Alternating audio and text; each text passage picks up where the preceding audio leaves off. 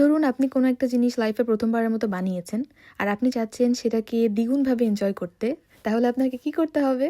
আপনার কাছের মানুষগুলোকে ডেকে একসাথে সেটাকে উপভোগ করতে হবে।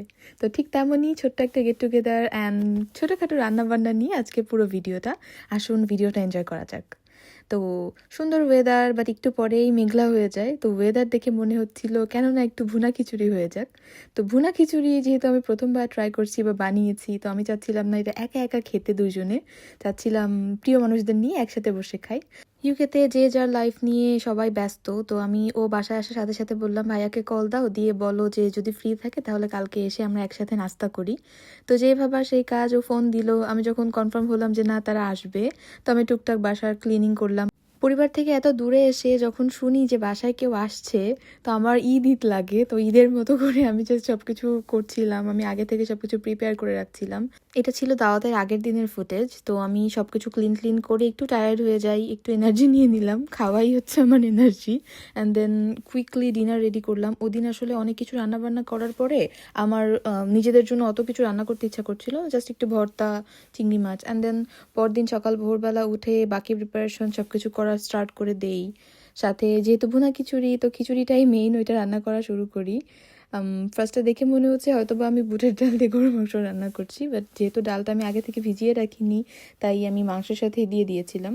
অ্যান্ড দেন সুন্দর করে রান্না টান্না করে গোছগাছ করি। কিছুক্ষণ পরেই গেস্টটা চলে আসে। এদিকে আমার চুলাতে খিচুড়ি হচ্ছিল, আর ওই সাইড থেকে আমি ডিম, বেগুন এগুলো সব কিছু ভেজে ফেলছিলাম। আমি প্রথমে চেয়েছিলাম ভাইয়ারা যদি সকালে নাস্তায় আসে তো আমি পরোটার একটা আলাদা আইটেম রাখবো, যেন পরোটার সাথে সবজি আর ডাল এগুলো খাওয়া যায়। তো যেহেতু তারা একটু লেট করে আসে 1টার দিকে, তো আমি আর পরোটার আইটেমটা রাখিনি, আমি শুধু খিচুড়িটাই রেখেছিলাম। তো আমি খিচুড়ির সাথে একটু ভর্তা করে নিলাম, সাথে আমার বাংলাদেশ থেকে নিয়ে আসা আচার ছিল। আচারটা তাদের ভীষণ পছন্দ হয়েছিল বলে আমি আচারটাও রেখেছিলাম। আর এই যে আমি সুন্দর করে একটু ভিডিও করে নিচ্ছিলাম, যেহেতু আমি আগে থেকেই জানতাম যে আমি হয়তো বা একটা ভিডিও করে নিব পুরাটা নিয়ে। তো এই, আর সাথে সালাদ তো ছিলই।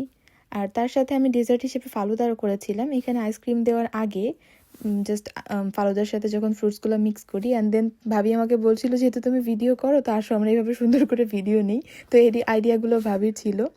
আর খাবার দাবার শেষে বিকালের দিকে চা তো না খেলেই নয়, নাহলে ফুলফিল হবে না।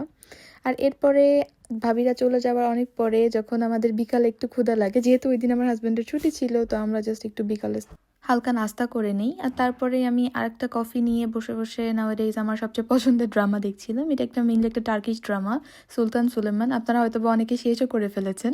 তো এই ছিল আজকের গেট টুগেদার অ্যান্ড ছোট্ট ব্লগ। আশা করি আপনাদের সবার খুব ভালো লেগেছে। ভালো লাগলে আপনারা সবাই আমাদের জন্য দোয়া করবেন।